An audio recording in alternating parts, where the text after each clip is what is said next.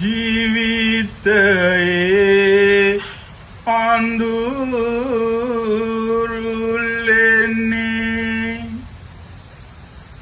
ආලෝකය අම්මා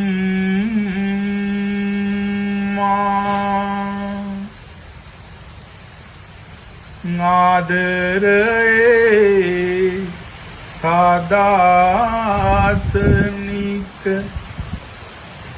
සෙනෙහි ගංගොල අම්මා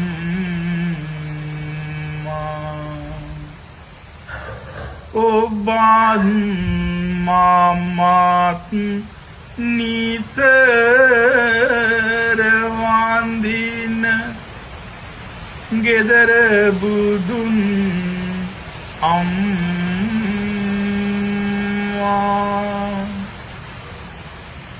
මෙතෙ බුදුන්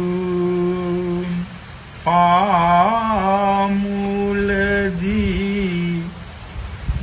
නිවන් දකින් අම්මා මෙතෙ බුදුන් පාමුලදී නිවන් දකින් අම්මා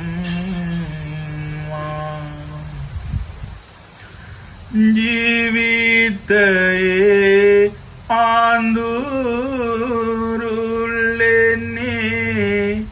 ආලෝකය පියා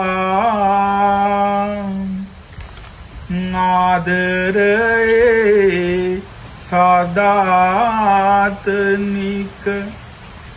සෙනෙහි ගංගොල පියා ඔබත් මමත් නිතර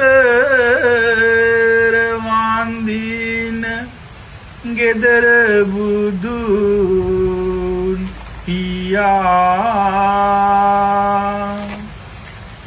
මෙතෙ බුදුන් පාමුලදී නිවන් දකින්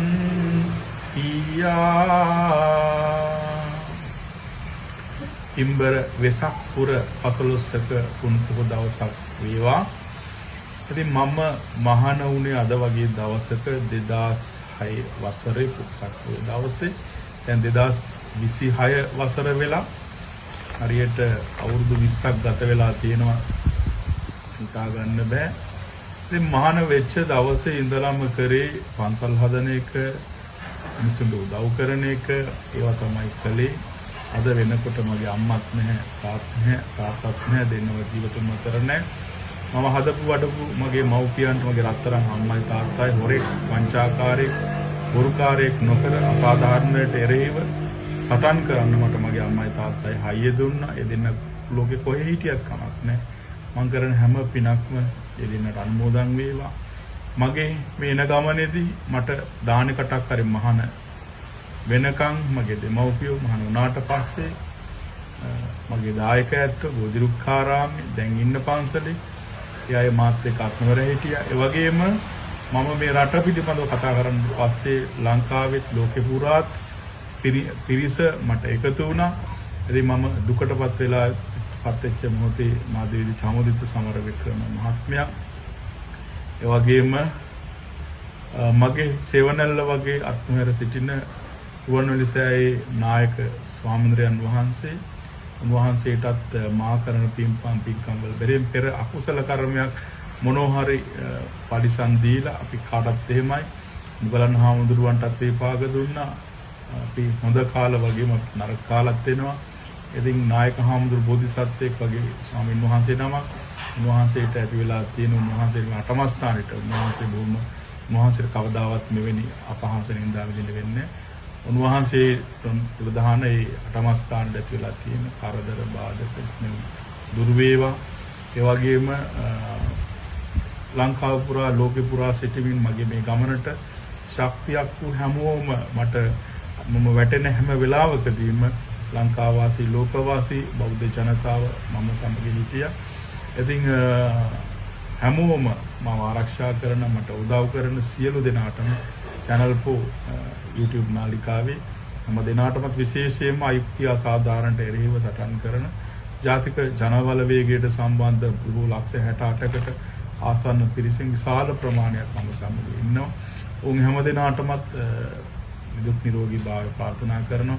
ඒ වගේම මම හිතනවා දැන් මගේ හඬ වෙනතකට ධර්ම දේශනා කරන්න මගේ හඬ යොමු කරන්න ඕනේ. දැන් මට ආදරය කරන්න NPP අය තමයි බහුතරයක්.